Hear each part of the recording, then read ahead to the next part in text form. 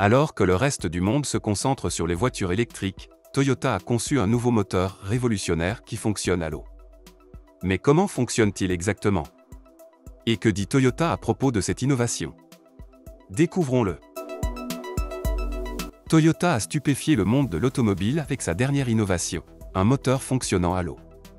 Alors que les voitures électriques continuent de faire la une des journaux, Toyota développe discrètement un produit qui pourrait rendre ses véhicules obsolètes.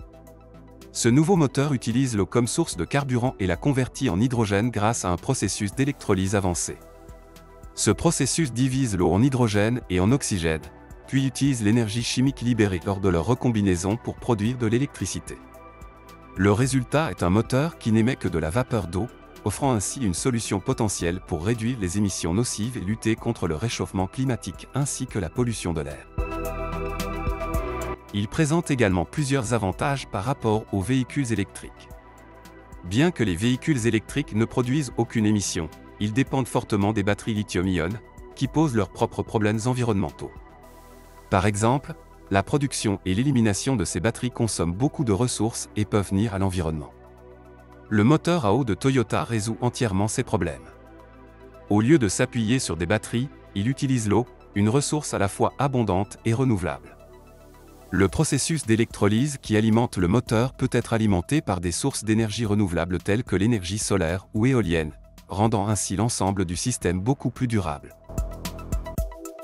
Hiroki Nakajima, vice-président exécutif et directeur de la technologie de Toyota, a dévoilé cette technologie révolutionnaire lors d'un récent événement au Japon. Monsieur Nakajima a souligné que Toyota ne se limitait plus à la production d'automobiles, mais qu'elle élargissait sa vision pour devenir une entreprise de mobilité globale. Cette évolution implique de proposer des solutions de transport innovantes qui vont au-delà des véhicules traditionnels. Le moteur à eau n'est qu'un élément de cette stratégie plus large. Monsieur Nakajima a été rejoint dans cette annonce audacieuse par Takuro Kato, responsable de la division des véhicules électriques de Toyota, et Mitsumasa Yamagata, qui dirige l'équipe des véhicules à hydrogène. Ensemble, ils s'efforcent de révolutionner notre façon de voyager grâce à cette technologie de pointe.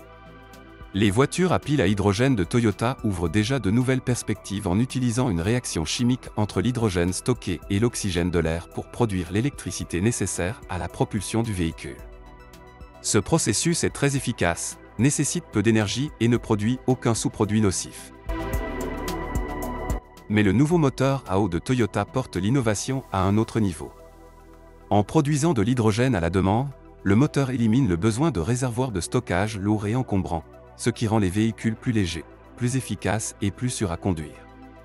Cet aspect est crucial, car contrairement à l'hydrogène, qui nécessite des réservoirs à haute pression lourds, coûteux et sujets aux fuites, l'eau est beaucoup plus facile à stocker et ne présente aucun de ces risques.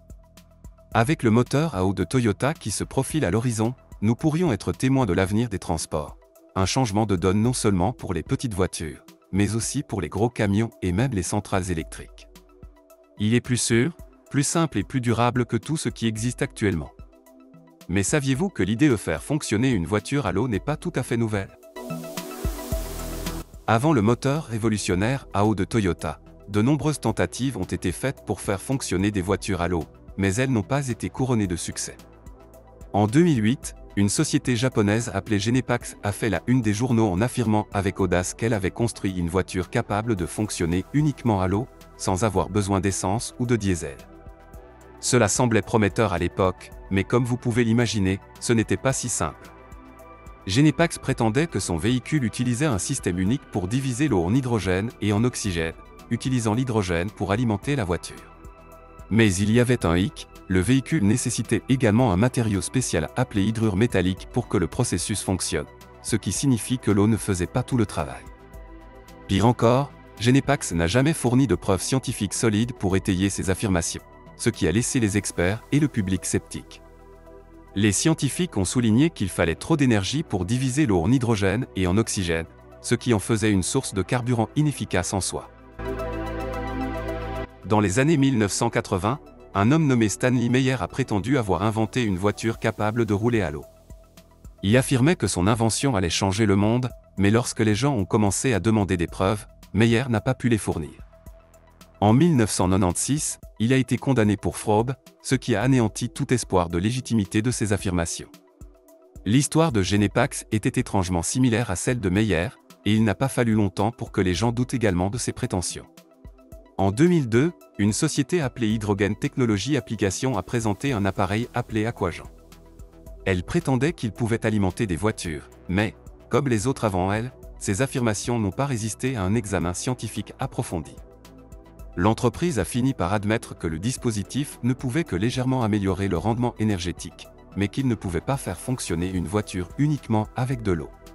À peu près à la même époque, une autre société, Genesis World Energy, a affirmé avoir mis au point un dispositif capable d'extraire de l'énergie de l'eau.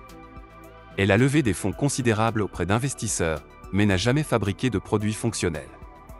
En 2006, le propriétaire de la société, Patrick Kelly, a été condamné à une peine de prison pour fraude.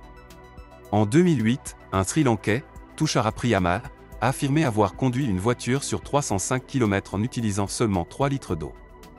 Même le Premier ministre du Sri Lanka l'a soutenu.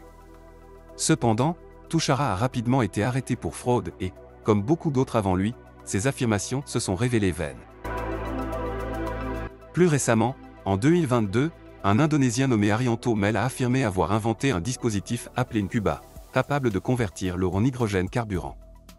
Il a déclaré que ce dispositif pouvait alimenter des motos sur 500 km avec seulement 1 litre d'eau et a même prétendu que de grandes entreprises automobiles comme Lamborghini et Ferrari étaient intéressées.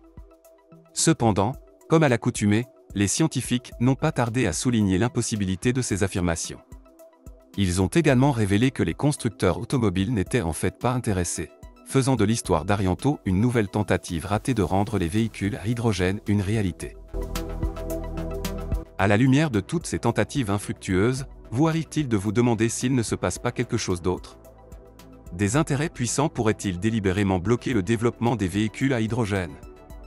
Bien qu'il n'y ait pas de preuves concluantes, cette théorie n'est pas totalement farfelue. L'industrie mondiale de l'énergie, dominée par les combustibles fossiles, vaut des milliers de milliards de dollars. Une technologie capable de rendre les sources d'énergie traditionnelles obsolètes menacerait les profits de certaines entreprises très puissantes. Ces entreprises ont l'argent et l'influence nécessaires pour discréditer ou supprimer toute technologie susceptible de perturber le statu quo. Par exemple, les entreprises de combustibles fossiles ont toutes les raisons de protéger leur part de marché. Elles peuvent faire pression contre les nouvelles technologies ou diffuser des informations erronées pour empêcher les solutions énergétiques alternatives de gagner du terrain. De plus, les nouvelles idées se heurtent souvent au scepticisme du public et des médias. Le concept d'une voiture à hydrogène semble presque trop beau pour être vrai, et les inquiétudes concernant la sécurité et la praticité peuvent faire hésiter les gens à l'adopter. Les organisations puissantes peuvent exploiter ces craintes pour maintenir leur contrôle et empêcher l'émergence de technologies perturbatrices. Cependant, maintenant que Toyota est intervenu, les choses pourraient être différentes.